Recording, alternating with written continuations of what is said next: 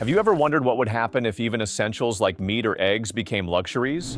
Picture walking into a Walmart or Target one morning, only to find barren shelves, no food, no household goods, nothing. It's a chilling scenario, but one that's inching closer in today's inflationary crisis. The fallout goes far beyond disrupted shopping trips. Workers, low-income families, and communities reliant on supply chains will face a genuine crisis. In this video, we'll dive into the top 10 states at the highest risk when empty shelves become a grim reality in your daily life. Welcome back, I'm Grant Mercer. Number 1, Arkansas. If there's one place you'd think would be immune to a shortage crisis, it's Arkansas, the birthplace of retail titan Walmart. Yet, in a bitter irony, Arkansas is among the states hit hardest as the distribution networks of major corporations begin to fray. Small towns, especially in rural Arkansas, are now routinely facing empty shelves, delayed shipments, or worse, no deliveries at all. Walmart's presence is undeniable here, but the issue lies in distribution priorities. It's no longer about geographic proximity, but economic efficiency. As transportation costs soar due to spiking fuel prices and tariffs, larger consumer hubs like Dallas, Atlanta, or Nashville get first dibs. Small Arkansas towns, even those just hours from Walmart's headquarters, simply don't generate the profit margins to secure priority distribution. Then there's another harsh reality. Many international suppliers, from Asia to South America, are scaling back contracts with U.S. distributors due to escalating tariff costs. This forces retailers like Walmart to limit imported goods, and not every location gets its share. The result? In Arkansas, the proud cradle of a retail empire, residents are scrounging for basic necessities like meat or milk. Some are driving dozens of miles across state lines just to put food on the table. Number 2, Idaho. It sounds almost absurd. Idaho, famed for its sprawling potato fields, now ranks among the states most at risk of food shortages in America. How could this be? The answer lies in geography and demographics. Idaho isn't a major consumer hub, nor is it near the bustling seaports where imported goods flood into the U.S. Most consumer products here endure multiple transfer points, often from California or the East, driving up transportation costs in an era of surging fuel prices, tariffs, and inflation. Supermarkets in Boise or Twin Falls remain open, their lights still glowing, but locals are noticing a troubling trend. Essential items are growing scarce, particularly imported goods like electronics, household appliances, canned foods, or fruits not grown locally. This isn't confined to big box stores. Small local grocers are also showing signs of strain. Shelves may still be stocked, but the familiar items on shopping lists are increasingly hard to find. A mother I interviewed in Nampa shared her frustration. Last week, I visited 3 major stores to find yogurt for my kids, not the discounted kind, just the regular one. None had it. The world's changing and we're feeling it here every day. This is Idaho's reality, an agricultural heartland quietly slipping off the national distribution map as logistics firms and retailers prioritize higher profit regions. They don't announce it, but Idahoans are sensing it through the silently emptying shelves in their supermarkets. And it's not just food or household goods. Electronics, cars, and tech devices are also in short supply as supply chains falter. While Idaho's farmers churn out millions of tons of potatoes annually, the everyday consumer goods residents rely on are becoming increasingly out of reach. The state's robust agricultural distribution system, though efficient, can't offset the broader crisis when demand from other regions takes precedence. Number 3, Wyoming. One key reason Wyoming ranks among the states most vulnerable to goods shortages is its heavy reliance on external supply chains. With a sparse population and infrastructure that isn't exactly built for heavy-duty transport, Wyoming depends on long, complex delivery routes, making it particularly susceptible to supply disruptions. Major distributors and retail chains like Walmart and Target often face delays in getting goods to remote areas like Wyoming, especially as fuel prices and tariffs soar. Moreover, Wyoming lacks the large distribution hubs found in bigger cities. This means that when supply chains falter, smaller regions like Wyoming are often sidelined in the distribution strategies of major retailers. Essentials like food, medicine, and household goods are becoming increasingly scarce. Compounding the issue, with a relatively modest cost of living, residents here have few alternatives beyond big box stores, making shortages even more acute. Unlike coastal states with bustling ports or international trade gateways, Wyoming's inland position amplifies its struggles with domestic supply chain gaps. While supermarkets remain open, locals are noticing the absence of many staples they once took for granted.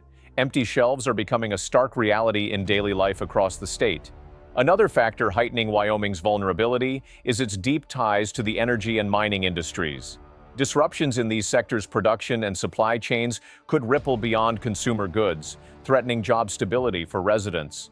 When a state like Wyoming faces such challenges, it's not just workers but also low-income families who bear the brunt, struggling to access basic goods at affordable prices. Number 4. South Dakota. Though not a major commercial hub, South Dakota is acutely sensitive to supply chain disruptions driven by factors like tariffs and labor shortages.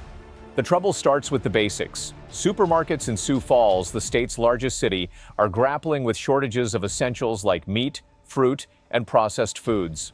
While South Dakota's agriculture sector is substantial, it meets only a fraction of residents' consumption needs. Most consumer goods are imported from other states, and with transportation costs spiking, shortages are becoming severe. A primary culprit is delayed transportation. South Dakota lies off the nation's main trade routes, complicating the delivery of goods from ports or major distribution centers. As fuel prices climb and tariffs take hold, retailers face even greater hurdles in supplying smaller, remote regions. This is especially evident in small and mid-sized stores. Local supermarkets serving rural towns are struggling to keep shelves stocked. It's not just imported goods, local agricultural products are also inconsistent as suppliers face production challenges. Beef, pork, and poultry are in notably short supply, driven by supply chain shifts and labor shortages. South Dakota faces a harsh reality. Despite its agricultural roots, its reliance on imported goods makes it highly vulnerable to external pressures like tariffs and fuel costs. This doesn't just hit consumers, it directly impacts agricultural workers and small businesses across the state. As goods fail to arrive, small stores and communities are feeling the pinch of these shortages firsthand. Number 5. Iowa. Dubbed America's corn capital, Iowa is grappling with a bitter paradox. A state that feeds the nation is now staring down the barrel of consumer goods shortages, including processed foods. This isn't due to a lack of agricultural output, but a distribution system cracking under pressure. Most imported goods, ranging from consumer products, packaged foods, electronics, to personal care items, are not produced in state. Iowa has no seaports and isn't a national distribution hub. As tariffs tighten, the cost of shipping goods from major ports like Los Angeles, Seattle, or New York has skyrocketed. Retail giants are increasingly funneling goods to densely populated urban centers like Chicago or Minneapolis, relegating Iowa to the back of the line. This explains why chains like Target and Walmart in Des Moines, Cedar Rapids, or Davenport are seeing dwindling shipments. Items like canned foods, snacks, plant-based milk, or non-local fruits such as bananas, avocados, and kiwis are frequently out of stock. Even major pharmacy chains in Iowa City are reporting shortages of imported medical supplies, particularly those sourced from Asia. The pressure isn't just external. Soaring fuel prices are making it harder for local distributors to deliver goods to rural areas, where most of Iowa's population resides. This widens the urban-rural divide, with small-town residents often driving dozens of miles for basic necessities. Iowa continues to produce pork, corn, and soybeans for the nation, but that doesn't guarantee well-stocked local shelves. The shortages unfolding are quiet but unmistakable and deeply alarming. In an economy changing at breakneck speed, Iowa is becoming a stark example of the risk of being left behind. Number 6. Maine. Picture a crisp fall afternoon on Maine's rugged coast. Waves lap gently against rocky shores. Quaint towns nestle beside vibrant maple forests, and local grocery stores still hang their open signs with quiet optimism. But behind those doors, shelves are thinning, and not everyone realizes how serious this growing problem is. Maine isn't a bustling industrial state. Life here moves at a slower pace, with communities relying heavily on small retailers and goods shipped from major southern cities like Boston or New York. This dependence makes Maine uniquely vulnerable as supply chains buckle under soaring transportation costs, escalating tariffs, and crushing inflation weighing on every truckload of goods. Retailers in Portland and Bangor have been forced to cut back on imported orders, particularly for non-essential but popular items like Latin American roasted coffee, Chinese-made household goods, and premium organic products from California. These staples, once a go-to for Maine's middle class, are suddenly becoming luxuries. The real concern lies in Maine's lack of large supermarkets or in-state distribution hubs. Small stores in Augusta or Lewiston can only stock limited inventory. When major suppliers tighten shipments, these communities lose priority. A single delayed delivery can leave residents without access to basics like toilet paper or cooking oil, items once taken for granted for a week. Maine lacks the clamor of industrial states, but its quiet nature makes its shortages easier to overlook. As distribution priorities tilt toward crowded urban centers, Maine is being pushed to the fringes of America's supply map, where scarcity creeps in not with a bang, but with a slow, persistent whisper. Number 7. Mississippi. Mississippi has long faced challenges. As one of America's poorest states with low per capita income, high poverty rates, and underdeveloped retail infrastructure, it's no stranger to hardship. But as import costs surge and supply chains increasingly prioritize high-profit regions, Mississippi isn't just poor, it's now the South's epicenter of severe goods shortages. Unlike thriving urban hubs like Dallas or Atlanta, Mississippi lacks a robust in-state logistics network. Consumer goods largely arrive from distribution centers in Louisiana or Tennessee. As businesses scale back transportation, they prioritize high-consumption cities with fatter profit margins. Mississippi, with its lower purchasing power, is left in the dust. This reality is stark in small communities like Hattiesburg, Meridian, or even the state capital, Jackson. National chains like Kroger and Walmart remain operational, but imported staples, think instant noodles, laundry detergent, toilet paper, or non-local produce, are noticeably scarce. Frozen foods from abroad, like bassa fish, factory farmed chicken, or canned goods from Southeast Asia, are vanishing week by week. Mississippians are accustomed to frugal living, but the real concern is their lack of alternatives. When an item disappears from shelves, it might not return for weeks. Online shopping isn't a viable fallback. Many rural areas lack fast delivery services, and high shipping fees are unaffordable for most. Mississippi isn't just grappling with shortages, it's facing a deeper inability to adapt. The shifting national consumption landscape lays bare a harsh truth. If you live in a place deemed unworthy of investment by corporations, you're left behind, no matter how hard you try. Number 8. West Virginia. In West Virginia, the issue isn't just empty shelves. In fact, many retail warehouses still hold stock. The real problem is that goods aren't reaching the people who need them, when and where they need them. With rugged mountainous terrain, a scattered population, and subpar transportation infrastructure, West Virginia is a textbook case of shortages driven not by supply but by distribution failures. As retailers tighten operating budgets, they often cut delivery routes to hard-to-serve areas like the mountain communities here. What follows? Residents must drive dozens of miles to larger towns for basic necessities. And even then, there's no guarantee they'll find what they need, as goods are diverted to more lucrative markets. Another weakness is the lack of mid-sized retail chains. West Virginia has few Targets, Costco's, or Trader Joe's. Locals rely heavily on Walmart and small regional grocers, which struggle to pivot during supply chain disruptions. Online ordering is also out of reach for many, with spotty internet in rural areas and limited coverage from fast delivery services. The shortages here don't feel loud or urgent. They creep in quietly, bit by bit. One week, eggs are gone. The next, whole grain bread vanishes. Soon, essentials like tampons, detergent, or cooking oil become scarce. West Virginia isn't making headlines or sparking protests, but in its silence lies a chilling warning. While other states debate solutions, residents here are quietly adapting to scarcity as a normal part of life. And that's the most dangerous shift of all. Number 9. Alaska. Alaska, the land of ice, where summer suns barely set and winter cloaks the state in months of darkness. Yet, in today's economic turmoil, it's not the harsh climate that's stirring anxiety among residents. It's the increasingly bare shelves in local stores. Alaska isn't a hub for large-scale consumer goods production. Nearly everything from food and medical supplies to household essentials is imported from other states or abroad. The catch? These goods arrive by sea or air, a logistical bottleneck that's tightening in the post-pandemic era and amid the current supply chain crisis. Transportation costs from Seattle to Anchorage, already steep, have ballooned as fuel prices spike and tariffs on Asian imports drive up input costs exponentially.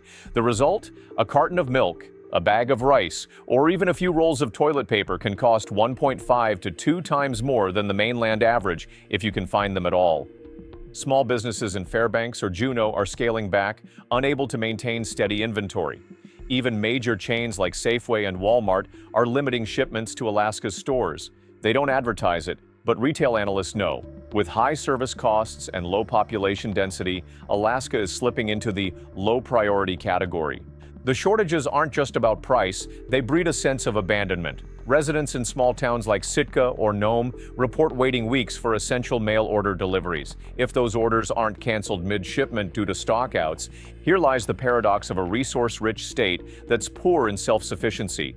Alaska is a glaring case study in how global supply chain disruptions hit the most remote places first and hardest. Number 10. Hawaii. In Hawaii, goods shortages aren't a forecast, they're already part of daily life. Isolated in the Pacific, this archipelago relies almost entirely on goods shipped from the U.S. mainland or Asia. Every container, every ship that docks in Honolulu is the product of a complex, costly, and lengthy supply chain. When that chain falters due to tariffs, container shortages, labor deficits, or rising fuel costs, Hawaii feels the impact most acutely. Its geographic isolation makes Hawaii uniquely vulnerable. While mainland states can pivot to domestic suppliers, Hawaii has no such option. It waits. A delayed food container means slimmer pickings at Oahu's supermarkets. A canceled ship can leave Maui residents without milk for days. Smaller islands like Kauai or Molokai face even greater challenges, relying on secondary transport routes that are frequently disrupted as operating costs soar. Many stores here are forced to hike prices or cut product variety, especially for imported goods like instant noodles, canned foods, or mainland produce. Even in bustling Honolulu, consumers are noticing a shift. Shelves at major supermarket chains are less abundant. Familiar products vanish or appear only sporadically. This disrupts daily life and pushes middle and low-income residents into a corner. While tourism remains the backbone of Hawaii's economy, some experts warn that supply chain imbalances could erode the ability to serve visitors, from restaurant menus to hotel supplies. In other words, Hawaii isn't just a tropical paradise, it's a hotspot for goods shortages in a volatile global era, a paradise struggling to feed itself. Goods shortages are emerging as a genuine concern across many U.S. states. Transportation challenges, supply chain disruptions, and rising costs are severely impacting residents' lives. This isn't just a short-term issue, it could persist without timely interventions. While each state faces unique factors, the common thread is the scarcity of essential goods. This serves as a wake-up call about our reliance on global supply chains and the urgent need for changes to mitigate these impacts. The information and insights in this video are for reference only and do not represent predictions or forecasts about future economic conditions. If you enjoyed this video, don't hesitate to drop a like and subscribe to the channel so we, fellow Americans grappling with these issues daily, can keep the conversation going. For now, goodbye and see you next time.